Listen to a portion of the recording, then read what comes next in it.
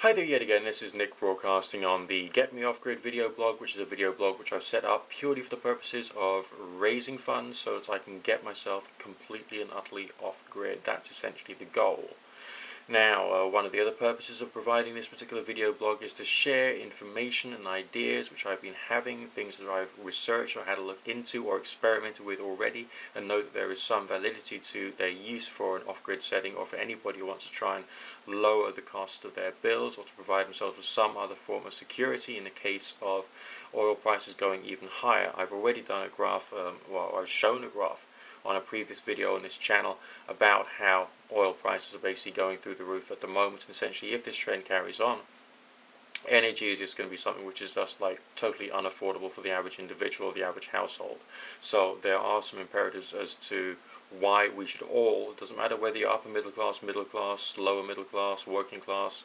or just someone who's just like living in a flat somewhere, to be able to look into different technologies to be able to solve the problems that you're suffering from. Today I'm going to have a quick look at heat, and I'm going to have a look at it from two different perspectives. Firstly from the perspective of insulation, and secondly from the perspective of a generation, and to generate in a manner which is of course highly affordable, because there's no point in coming out with a project which is designed to help you to save money if of course it's going to cost you a ton of money to be able to go for the initial outlay. Okay, so essentially I've got to provide you with something which is essentially wise and appropriate to your particular status in the here and now. So, the links I'm providing, yes, there is the fundraising link which I am including, and if you have a feeling that the messages which I'm providing are right or are good, or you like what I'm saying or anything like that, then basically do feel free to just put a couple of cents or a couple of pence or a couple of pounds or dollars my way. That's great. Every single penny goes towards the nearest pound, every single pound goes towards the nearest £100, and so on and so forth, and then eventually it'll be able to build the dream and I'll be able to get myself off grid. And once I've done that, I'll be able to show you every single thing that I'm doing throughout the entire cycle of the year, so you can get a feeling as to how a person can actually live self-sufficiently and live basically on the land using the wind, using solar, using wood chips, wood pellets, and anything else they can lay their hands on, including making your own ethanol, so you can use that for engines as well as for the generation of refrigeration and heat. There's a wide variety of ways in which technologies can be used, and we need to use a wide variety of different technologies just to be able to help us out at this particular most trying time. Firstly, different types of insulation, how much you should be using. There's a link which I provided which gives you ideas as to how much fiberglass you should be using, how much plasterboard you should be using, or polystyrene or mineral wool, and the various different applications and the pros and cons of those different types of insulation, and how much resistance to the outflow of heat they provide in accordance with the R factor. Okay, that gives you just a sense of how good an insulator they really are. So if you are building a property, or if you've got yourself like an outbuilding that you want to use, then you've got to think about how you're going to insulate that and insulate that property properly. Secondly, there's been a lot of talk on the internet about soda can heaters, but there's been very few designs which have actually been all that good. I've seen some people that put up some YouTube video blogs which basically weren't all that good. What I'm going to do is provide you with a link to two different plans,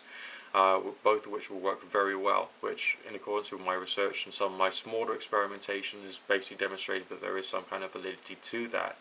Also, I'd add one more thing. I've been doing some small-scale trials with just cardboard boxes with some chicken wire inside to keep the aluminium foil away from the backing board, okay? And I provided ventilation at the bottom, ventilation at the top, and I've covered the outside with clear plastic sheeting, which you can just get from a builder's yard, okay? And I kept the box nice and thin, so essentially there's a small volume of air for the solar radiation to heat up, and I sprayed the aluminium foil with black paint. Okay, you got to make sure you got the right type of black paint, because the first time I got stung by this, I used a type of black paint that was more suitable for adhesion to plastics, not adhesion to metal. So if you can get the barbecue black paint, then that's essentially the best one that you can use. And I've actually been able to generate a fair quantity of heat from a smallish device. So essentially, if you were really rather mechanically skilled, and you were to build yourself shutters for your house that you could just like swing into place, so that first thing in the morning before you go to work, you could put these things into place, turn the heating in your house right down. You could come back to a house which is nice and warm, and the likelihood of you needing to turn the thermostat up when you come back in even on a chilly autumn day, will actually be greatly reduced. So essentially that will cut down, you know, your bills even further, and using some very basic technology. So if you are, let's say, in a rented flat, okay, and you've got a south facing window, why don't you actually make for yourself a thin cardboard box solar heater? You can get yourself some chicken wire from a DIY shop. You can put that inside the box to basically raise the aluminium foil away from the backing. You can get some polystyrene ceiling tiles, put that on the outside of the back of the box to reduce the likelihood the heat's going to escape that way, and maybe a bit of polystyrene trim as well. Okay, you get yourself some plastic sheeting, shove on the outside, make sure you've got ventilation at the bottom and ventilation at the top, so that essentially the airflow can move steadily through the whole system purely by convection. And what you'll have there is a small scale solar furnace, which will just help to just generate that extra touch of energy which you might need just to take the chill off an autumn day or a spring day. You see, a lot of these things which you might want to use when either going fully self-sufficient or indeed, you know, reducing your energy bills, can in fact be really rather affordable.